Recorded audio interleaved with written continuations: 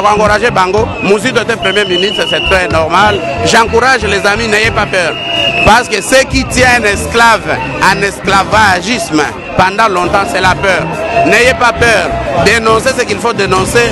Dans l'Abisso, base exemple l'Abisso, on ne casse rien. On n'a rien pris. Toye, to revendiquer, to sali pression, to zongi.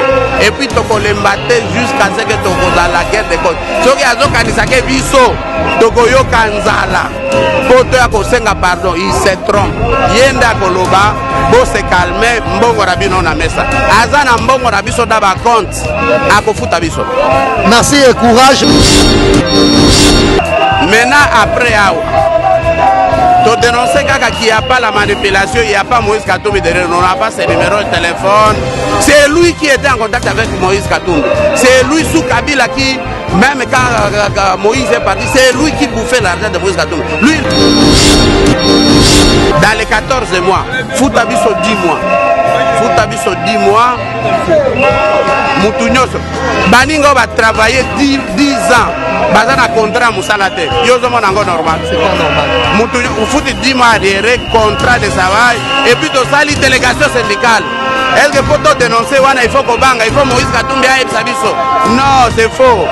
Bana King, Bana Dar es Salaam, Bana Poto, Bana Mokil Mobimba, CTF Moko, Afrique Info avec Franck Stemai, Yandankala Twende. X-Bass, Marandura.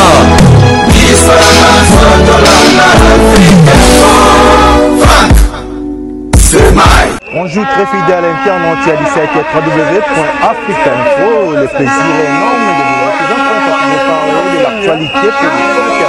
Comprenez ici, il n'y a pas de fonctionnaires il s'agit ainsi de journalistes professionnels. Nous construisons à télé 50, c'est une chaîne très réputée au Congo. Où il va se réclamer plus de 14 mois d'impayement. On ne sait pas ce qui se passe. Comment il y a des questionnements, tout justement, comment va mettre qu'il faut accumuler ou accepter pour travailler sans, pour foutre à durant tous ces mois, on ne sait pas. On va essayer d'avoir une déclaration commune à l'agir, pourquoi pas de petites interviews. Je vous laisse justement suivre ces différentes manifestations. À tout à l'heure.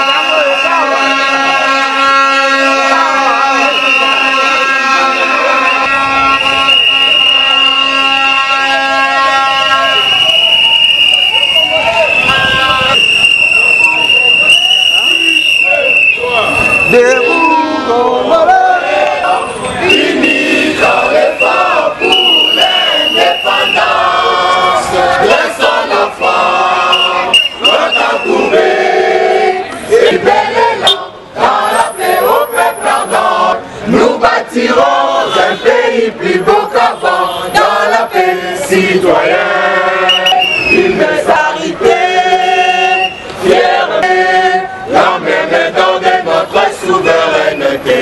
Congo, j'en bénis Congo, des aïeux Congo, au pays bien-aimé, nous préparons ton soleil, nous assurerons ta grandeur. 30 juin au doux soleil, 30 juin du 30 juin, jour sacré soit les témoins, jour sacré de l'immortel, serment de liberté, que nous léguons à notre postérité pour toujours.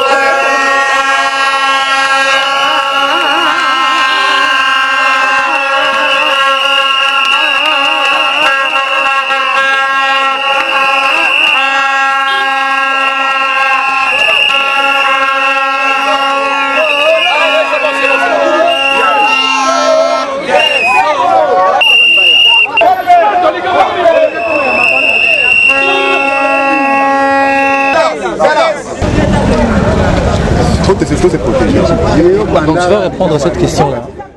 En tout cas, chers amis de la presse, 48 heures après le dépôt de la lettre par notre avocat conseil au chef de Télé 50, Jean-Marie Kassamba, aucune réponse satisfaisante à nos demandes, à nos desiderata. Mais nous lisons dans les colonnes des journaux, en ligne, sur Internet, que nous serions manipulés. Chers amis, à notre âge, avec notre expérience, on peut être manipulé? Non! On commence à dire que derrière nous, il y aurait la main de Moïse Katumbi. Où est Moïse Katumbi ici? Jamais. Nulle part. Nous assurons ici haut et fort que nous, grévistes de Télé 50, nous ne sommes manipulés par personne. Depuis 2010, nous avons été fidèles et nous restons fidèles au président Joseph Kabila, aux institutions de la RDC, pour qui nous avons travaillé. Humblement, on s'est engagé corps et âme pour défendre les intérêts de la RDC. On le sait bien que le président sortant Joseph Kabila était en guerre contre les impérialistes qui veulent nos minéraux, nos cobaltes, l'or, les coltans, les diamants gratuitement, sans donner ce qui est des droits à notre pays, à notre gouvernement. D'où le budget toujours minime de 5 milliards ou 6 milliards. Or, avec nos minéraux, on peut en faire autant. Ces multinationales, ces colonialistes veulent notre eau de Ubangi Chari du fleuve Congo gratuitement vers l'Afrique du Nord, menacée par le désert. Mais nous avons des droits. C'est nous qui protégeons le monde entier avec la grande forêt en Afrique. Mais nous avons des droits à la taxe sur ça. Ils nous doivent beaucoup. Comprenez, ils nous empêchent même de construire notre port en eau profonde. Ils veulent juste un pont ici entre Brazzaville et Congo-Kinshasa. Où est la main de Joseph Kabila dans tout ça? Alors, chers amis, qu'on se le dise, on n'est pas manipulé. On est resté fidèle à Joseph Kabila, qui vient de gagner cette guerre importante contre les impérialistes, contre ceux-là qui ne veulent pas le développement du Congo, contre ceux-là qui veulent que le Congo reste. Et il vient de nous faire un grand cadeau, une alternance pacifique, civilisée, à la tête de notre pays. Quoi de plus normal pendant qu'il était chef de l'État, on ne pouvait pas se mettre à la rue pour étaler tous ses vies. On s'est sacrifié, on a souffert et voici nous sommes consolés par la victoire du président Joseph Kabila. Et nous remercions ce passage civilisé et nous disons également courage au nouveau chef de l'État que nous allons continuer toujours à soutenir par notre travail, notre expertise dans les médias. Donc on n'a trahi personne, nous restons fidèles et on va travailler pour le bien des institutions de notre pays. Il n'y a aucune manipulation dans ce que nous faisons. C'est des Congolais cadres responsables de cette télévision Télé 50 qui revendiquent leurs droits. Juste qu'ils soient payés leurs 14 mois d'arriéré, qui 13 mois, qui 11 mois, et c'est tout, même 9 mois. Qu'ils fassent un banc syndical, une délégation syndicale, et on demande un réaménagement d'un système qu'on ne veut pas. C'est rien que ça, et chaque Congolais a le droit de le dire haut et fort. Derrière nous, il n'y a pas la Mouka, derrière nous, il n'y a pas la main de Moïse Katumbi. N'est-ce pas ça, cher ami? Oui! Oui.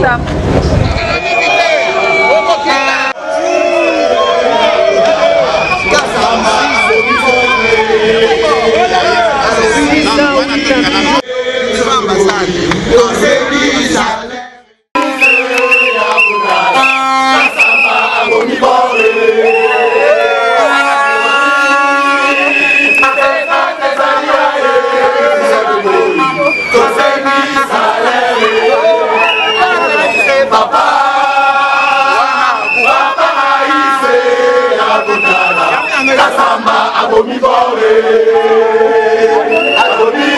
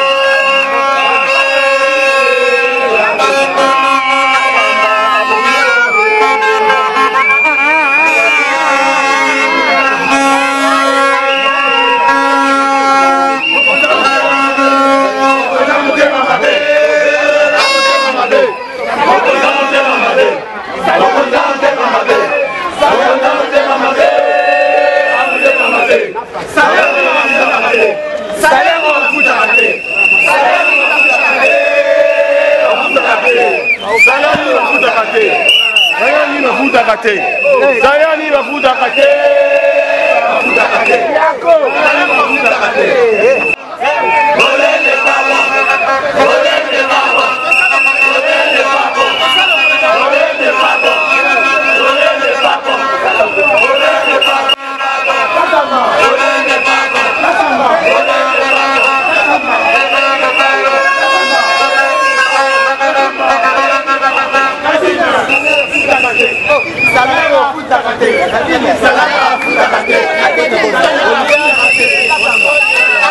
Otangi ba papier baninga bazokoma. Nyoso ekomami wana. On est resté fidèle au raïs. Nos intimidations. Vous comprenez? Question yo pe ko tuna ngo malamu pa ya Jean-Marie Kasam. Po kuna bana na babandi ko contester yo eza ya yote. Siko eza la kaya nani. Vous comprenez? Oko tuna ya za responsable ba journaliste. Po so ki dosili si awa, to za na dossier mususu INPC Kinshasa akolongwa pe. Il n'a pas qualité et mandat d'être responsable des journalistes congolais quand tu voyages avec un passeport français. Tu comprends un peu? Alors, awa, tu profites na bino bandeko, tu fais un message très important. Yé azolo babiso toza manipulé par Batu Alamuka, par Moïse Katumbi, bandeko nangai. Fidélité au nyoso musala na biso tosali, on a 14 mois kaka ya salaire, et puis eza mingite. Eza na baninga kaka, batu bakanisaka tozwaka ba millions, eza ba $300, 500, oyo awa ko réclamer mingi eza $600 par mois. Calculer bambongo ya batu pesa bana batu Moïse Katumbi awa azate eza biso droit na biso il faut afuta biso et puis ba journaliste bo linga boyeba pour nini tozeli kaka période ya Félix. Oui, Joseph Kabila c'est un président, biso nous sommes une télévision stratégique. Le président à l'époque avait beaucoup de combats. Les impérialistes, oyebi makambo ya cobalt na biso. Cobalt ya biso mabele na biso nzamba pesa biso biso tozwaka 1%, 2%, 3%.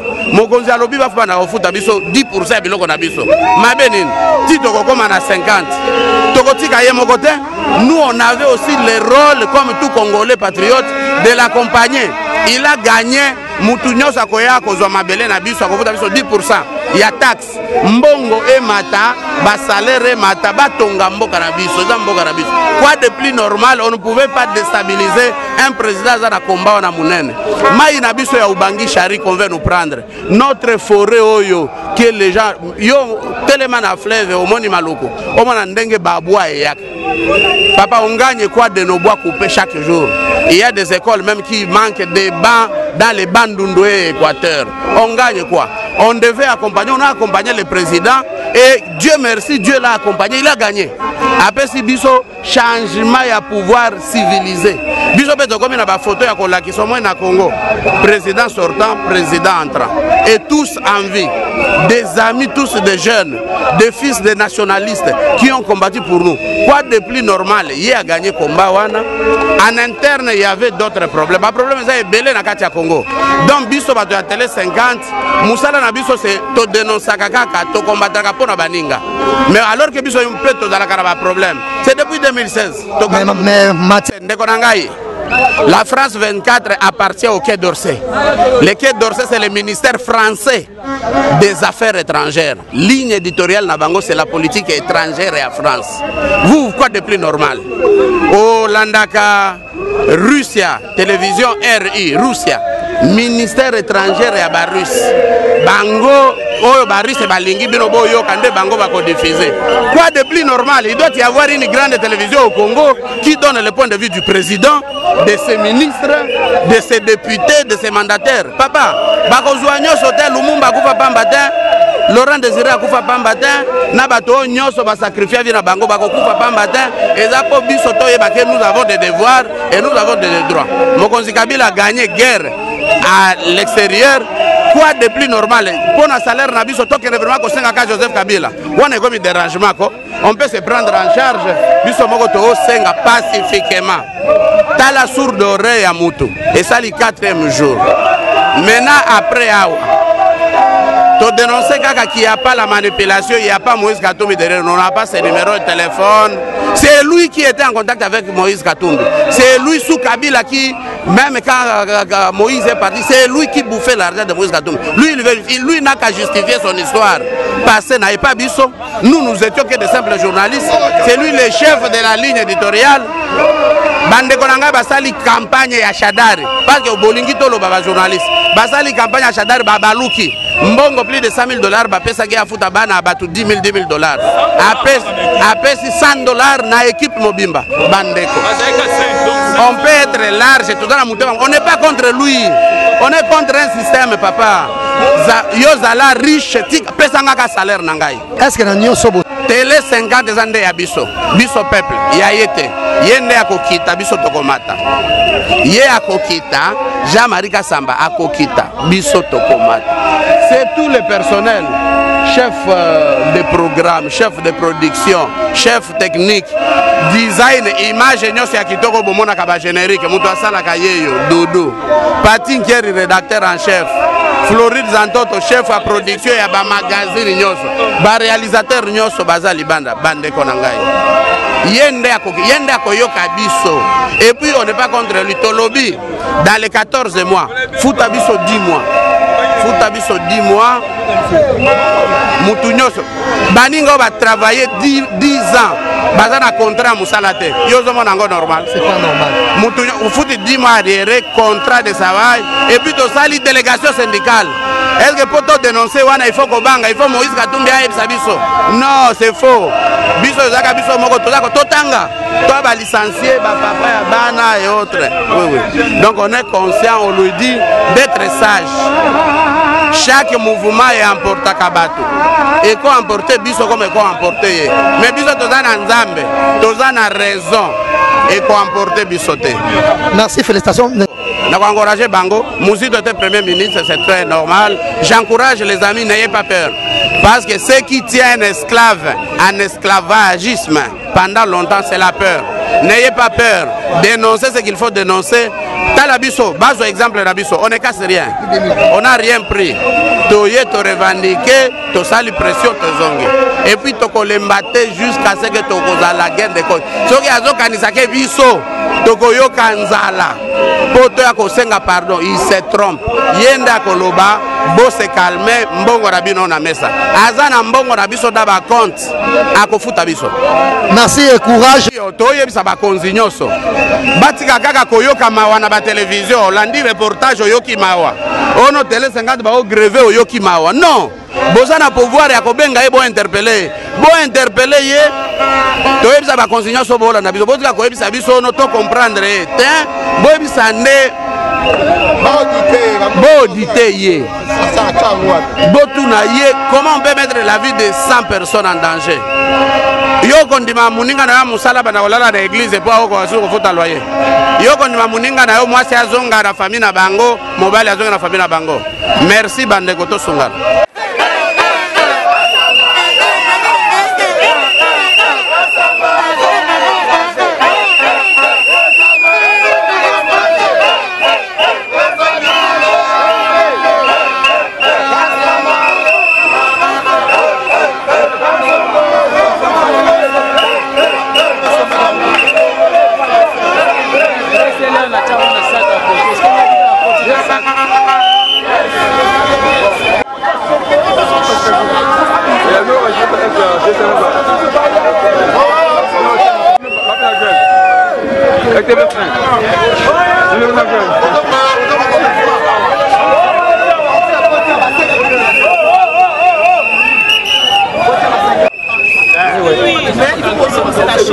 Bon. Mais avec amour. Ouais.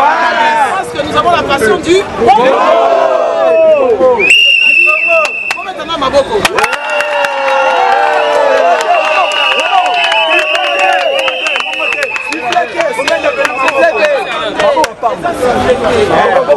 Il y a louange.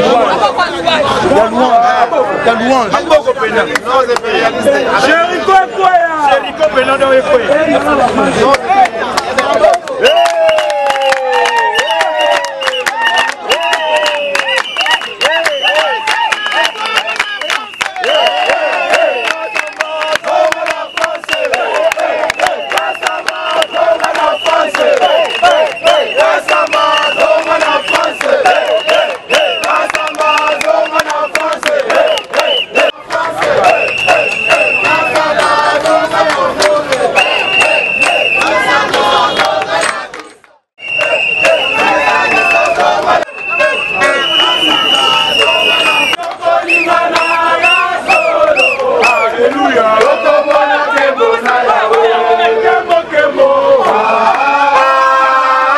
ça fait mal, ça dérange, parce que ce noble métier mérite plusieurs bénéfices, comme autant aussi l'opportunité dans le salaire, ça dérange. J'espère que vous avez eu à écouter, apprécier justement ces différentes interventions. Ça fait mal, il y a parmi les journalistes présents, il se trouve les parents, les responsables, bien sûr, et ça la passe. Comment une chaîne réputée comme Télé 50 passer 14 mois sans salaire, ça dérange plus bien.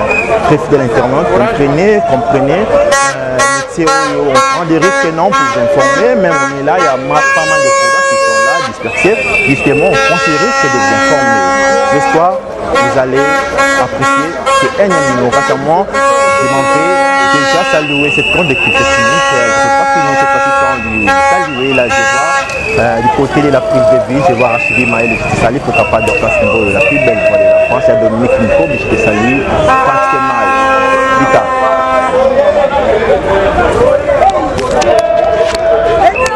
Bana King, Bana Dar es Salaam, Bana Poto, Bana Mokil Mobimba, Site F Moko, Afrique Info avec Franck Stemai, qui en Dankala Twende. X-Pass, Marandura.